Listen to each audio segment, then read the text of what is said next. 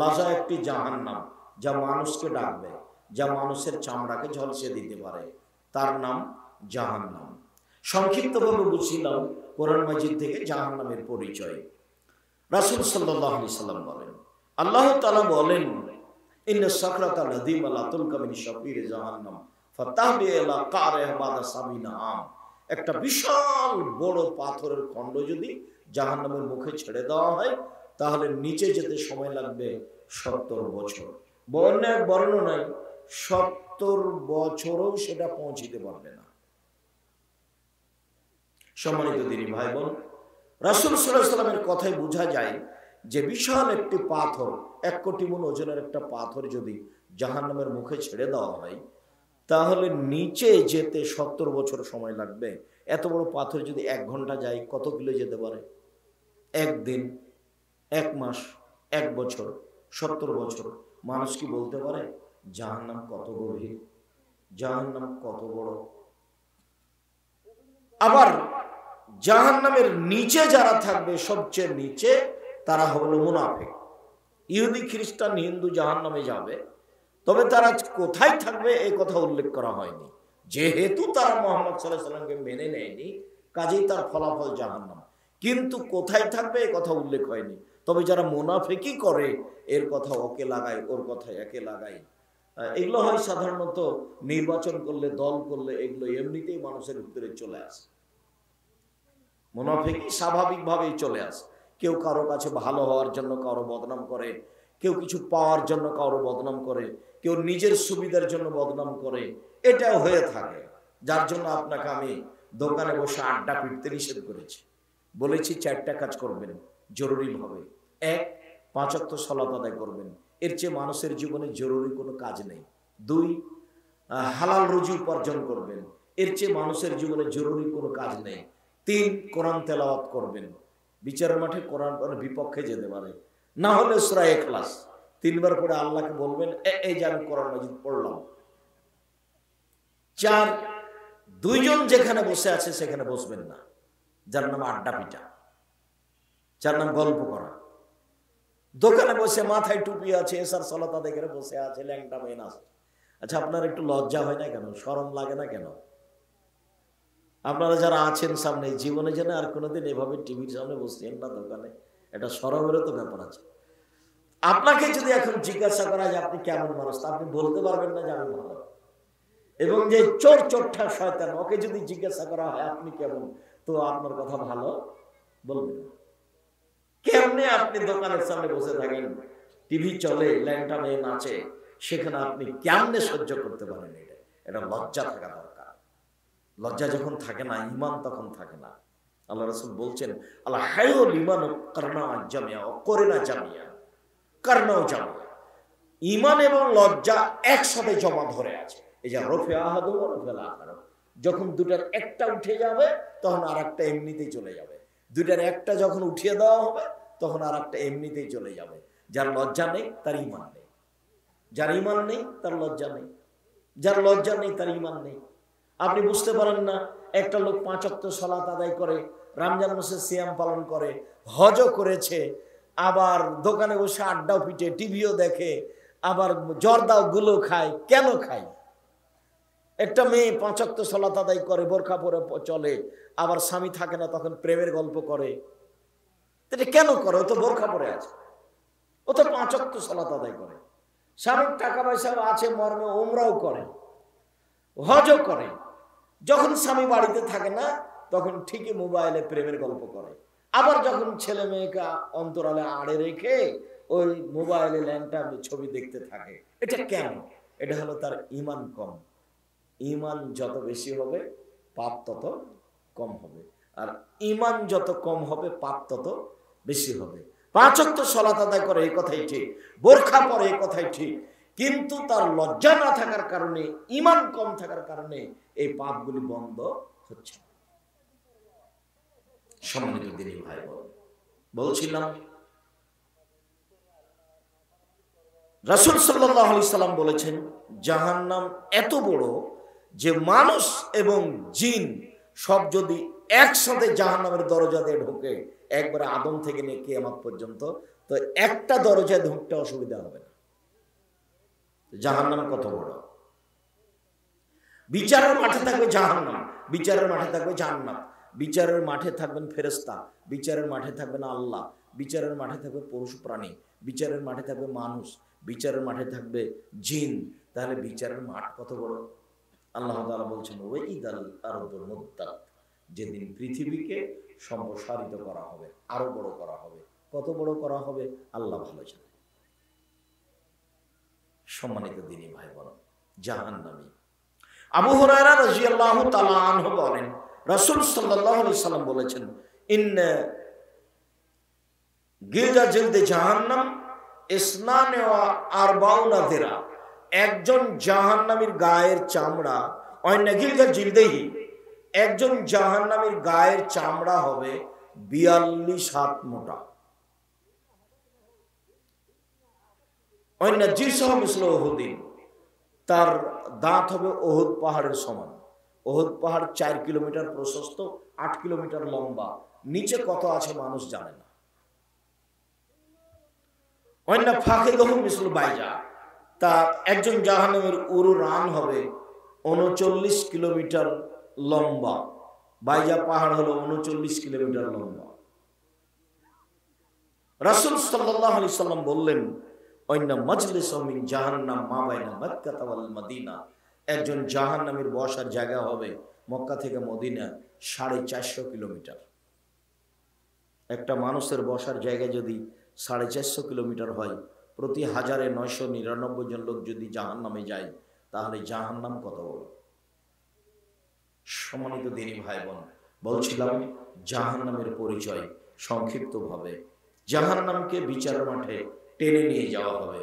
আল্লাহ তাআলা বলেন, ও জিয়া ইয়াউমা ইযিম বিজাহান্নাম, যেদিন বা জাহান্নামকে বিচার মাঠে টেনে হেঁচড়ে নিয়ে যাওয়া হবে। আব্দুল্লাহ ইবনে মাসউদ রাদিয়াল্লাহু তাআলা আনহু বলেন, রাসূল সাল্লাল্লাহু আলাইহি সাল্লাম বলেছেন, জাহান্নামকে টেনে হেঁচড়ে বিচার মাঠে নিয়ে যাওয়া হবে। আল্লাহ সাবুনা আলফা জিমাম, জাহান্নামের গায়ে লাগানো থাকবে 70,000 লোহার রশি। মাকুলি জিমামিন সাবুনা আলফা মালাক, প্রত্যেক রশির সাথে থাকবেন 70,000 ফেরেশতা। একজন ফেরেশতার এত ক্ষমতা, এই বিশাল পৃথিবীতে এইভাবে হাত ঢুকিয়ে গোটা পৃথিবী উল্টে দিতে পারে। একজন ফেরেশতার এত ক্ষমতা, এত ক্ষমতাধর ফেরেশতা।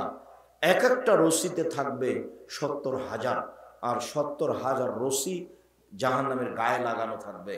এই রশি ধরে টেনে হেঁচড়ে বিচারের মাঠে নিয়ে যাওয়া হবে। বলছিলাম জাহান্নাম, জাহান্নাম কোথাও প্রস্তুত আছে মাটির নিচে, যা আল্লাহ রাসূলকে দেখানো হয়েছে। সম্মানিত দিনী ভাই বোন, জাহান্নাম কথা বলতে পারে, অবাক। আল্লাহ তাআলা বলেন, ইয়াওমা নাকুলু লিজাহান্নাম হালিম তালাতি ফাতাকুলু হাল মিন মাজিদ। বিচারের মাঠে আল্লাহ তাআলা জাহান্নামকে বলবেন, জাহান তুমি কি পূর্ণ? তখন জাহান্নাম বলবে, আর কি কিছু আছে? এই দেখেন, আল্লাহ বলবেন জাহান্নামকে যে, জাহান্নাম তুমি কি পূর্ণ? তখন জাহান্নাম কি বলবে? আর কি কিছু আছে? এই যে জাহান্নাম কথা বলছে। আবু হুরায়রা রাদিয়াল্লাহু তাআলা আনহু বলেন, রাসূল সাল্লাল্লাহু আলাইহি ওয়াসাল্লাম বলেছেন, লা তাযালু ইউলকা জাহান্নাম ফাতাকুলু হাল মিন মাজিদ, সর্বদা জাহান্নামে মানুষকে নিক্ষেপ করা হবে, আর জাহান্নাম বলতেই থাকবে, আর কি কিছু আছে? আর কি কিছু আছে? হাত্তা ইয়াদাউ রাব্বুল ইজ্জাতি কাদামাহু ফিহা ওয়া ইয়ানজু বিবাজি ইলা বাজিন ফাতাকুলু কাত কাত কাত। বিচারের মাঠে যখন জাহান্নামে মানুষকে দিতে থাকবে, দেওয়া হবে, আর বলা হবে তুমি কি পূর্ণ? যখন জাহান্নাম বলতেই থাকবে আর কি কিছু আছে, তখন আল্লাহ তাআলা তার নিজের পা জাহান্নামে ঢুকিয়ে দিবেন।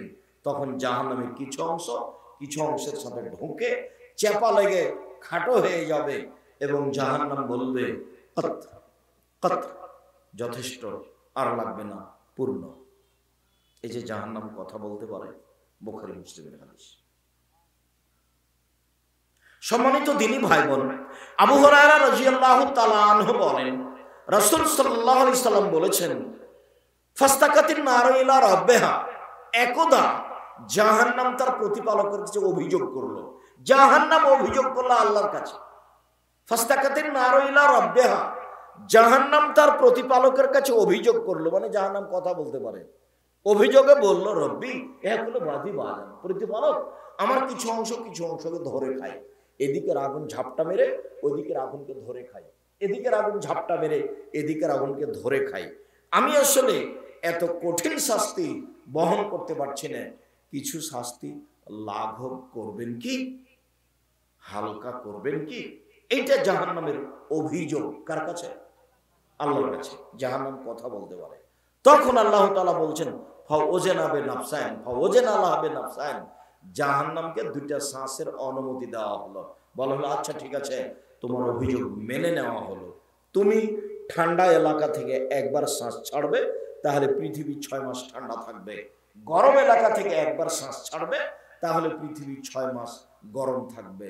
ঠান্ডা জাহান্নামের যেখান থেকে যেভাবে যেমন পৌঁছবে, ঠান্ডা তেমন সে এলাকায় বেশি হবে। তাই দার্জিলিং এ বেশি ঠান্ডা। ওরকমের পৃথিবীর অবস্থা। লন্ডন সফরে গিয়ে যখন ডান্ডিতে গেলাম, তখন দেখলাম মানে বরফ তার চেয়ে আরো কোনো দেশে আরো বেশি আছে, যেটা আপনারা জানেন। সম্মানিত তিনি ভাই বোন, আর একটা অর্থ হতে পারে, জাহান্নাম যখন শ্বাস নিবে তখন পৃথিবী 6 মাস ঠান্ডা থাকবে। জাহান্নাম যখন শ্বাস ছাড়বে তখন পৃথিবী 6 মাস গরম থাকবে। বলছিলাম জাহান্নাম কথা বলতে পারে। আনাস রাদিয়াল্লাহু তাআলা আনহু বলেন, রাসূল সাল্লাল্লাহু আলাইহি সাল্লাম বলেছেন, তাহাজ্জাতিল জান্নাত ওয়ান নার, বিচার মাঠে জাহান্নাম এবং জান্নাত আল্লাহর সামনে ঝগড়া লাগিয়ে দিবে। তুমুল ঝগড়া, জাহান্নাম এবং জান্নাত আল্লাহর সামনে। জাহান্নাম বলবে, ও ফিরতু বিল মুতাজাব্বিরিন ওয়াল মুতাকাব্বিরিন, আমার ভিতরে স্বৈরাচারী, স্বেচ্ছাচারী, বদমেজাজি, জুলুমবাজ কেন?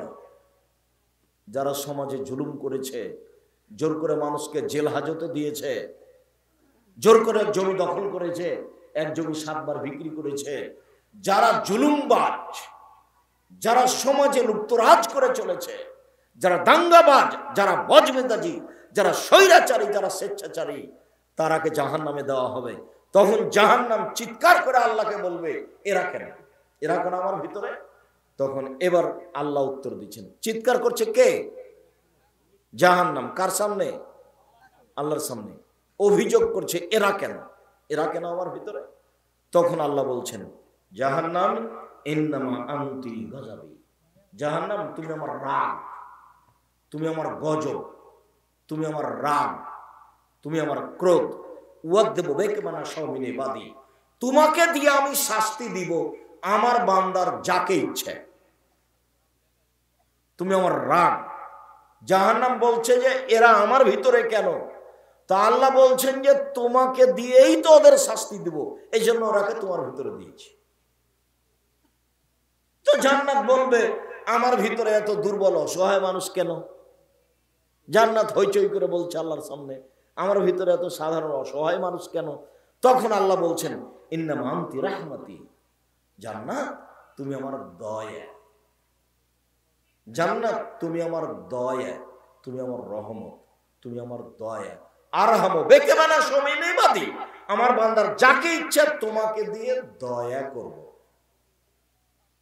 আমি যখন কোনো বান্দার উপরে দয়া করতে চাইবো, তখন কার মাধ্যমে দয়া করব? তোমার মাধ্যমে। জান্নাত তোমার মাধ্যমে। জান্নাত তুমি আমার দয়া, জাহান্নাম তুমি আমার রাগ, তুমি আমার ক্রোধ। যার উপরে আমি রাগ করে আছি তাকে তোমাকে দেব। এই জন্য স্বৈরাচারী, স্বেচ্ছাচারী, বদমেজাজি, অহংকারী, জুলুমবাজ, লুপ্তরাজ তোমার ভিতরে আছে, আর সাধারণ অসহায় মানুষ জান্নাতে আছে। জাহান্নাম কথা বলতে পারে। সম্মানিত দিনী ভাই বোন, জাহান্নামের খড়ি হবে মানুষ ও পাথর। মহান আল্লাহ বলেন, ওয়াকুদুহান নাস ওয়াল হিজাব, জাহান্নামের খড়ি হবে মানুষ এবং জাহান্নামের খড়ি হবে পাথর। মানুষ না হয় পাপ করেছে, জাহান্নামে যাবে, পাথর কি করলো? এক ধরনের পাথর আছে, তা দিয়ে জাহান্নামকে ক্ষিপ্ত করা হবে, সে খুব জোরে জোরে ক্ষিপ্ত করা হবে। আর একটা অর্থ হলো এই যে মানুষ যারা মাটি পাথর দিয়ে মূর্তি বানাচ্ছে এই মূর্তিগুলিকে জাহান্নামে দেওয়া হবে, দিয়ে আল্লাহ অপমান করে বলবেন যে তোর নেতাকে তো তোকে তো জাহান্নামে দিয়েছি, তোর নেতাকে দিয়েছি, যা তুই মূর্তি বানিয়েছিলি, ঠেকা দেখি। সব মূর্তিগুলিকে জাহান্নামে দেওয়া। তাই হলো জাহান্নামের খড়ি হলো মানুষ ও পাথর। জাহান্নামীদেরকে বেঁধে জাহান্নামে নিয়ে যাওয়া হবে। আল্লাহ তাআলা বলেন খুযুহু ফাগুল্লুহু সুম্মা জাহিমা সাল্লুহু, এদের ধরো, এদের শেকলবন্দি করো, এদের টেনে হেঁচড়ে জাহান্নামে নিয়ে যাও। জাহান্নামে নিয়ে যাওয়া অবস্থাটা স্বাভাবিক হবে না, পিছনে হাত বেঁধে নিয়ে যাওয়া হবে। বিচারের মাঠে কেউ পালাতে পারবে না। হাত বাঁধা হবে কেন? অপমান করার জন্য। মূলত এটি রংপুর গাইবান্ধা পলাশবাড়ির মজিবুর বিএসসি বলেছিলেন, আমি জেলে যেতে এমনিতে রাজি আছি, আমার হাতে হাত কড়া দেওয়া হবে, এইটা আমি আসলে মেনে নিতে পারি না, আমার মান-ইজ্জতের ব্যাপার, আমি এমনিতেই যাব। মানে হাতে হাত কড়া দিয়ে যেতে রাজি নয়, এটা একটা মান সম্মানের ব্যাপার। কালকে ইন্দিরা গান্ধীর হাত পিছন দিকে বাঁধা থাকবে, কেউ খুলতে পারবে না।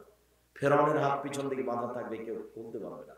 যত স্বৈরাচারী জুলুমবাজ অল্প সময় বাঁচতে এসে মানুষের প্রতি অত্যাচার করছে, মানুষকে জেল হাজতে দিচ্ছে, মানুষের জমি জোর করে দখল করছে, মানুষকে অপমান অপদস্থ করছে, এদের হাত পিছনে বাঁধা থাকবে, কেউ খুলতে পারবে না।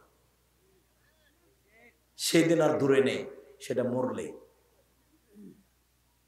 যেটা আসার সেটা খুব তাড়াতাড়ি আসে।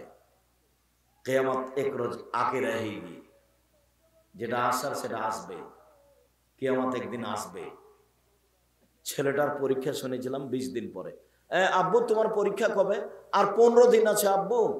করতে করতে পরীক্ষা একদিন হয়ে গেছে। আমাদের ঈদ কবে? কুরবানির ঈদ আর 5 দিন, আর 7 দিন, তারপর একদিন কি হয়ে গেছে? ঈদ চলে এসেছে, হয়ে গেছে। যেটা আসার সেটা চলে আসে। মরণ একদিন চলে আসবে, কিয়ামত তার নাম, কিয়ামত একদিন চলে আসবে, কেউ ঠেকাতে পারবে না। জাহান্নামের উল্লেখযোগ্য শাস্তি হচ্ছে জাক্কুম গাছ। মহান আল্লাহ বলেন ইন্নাহা শাজারাতুন তাখরুজু ফি আসলিল জাহিম। জাক্কুম গাছ জাহান্নামের নিচে থেকে গজিয়ে বের হয়। অবাক যে পানির ভিতর থেকে ঘাস গজিয়ে বের হয় উপরে উঠে।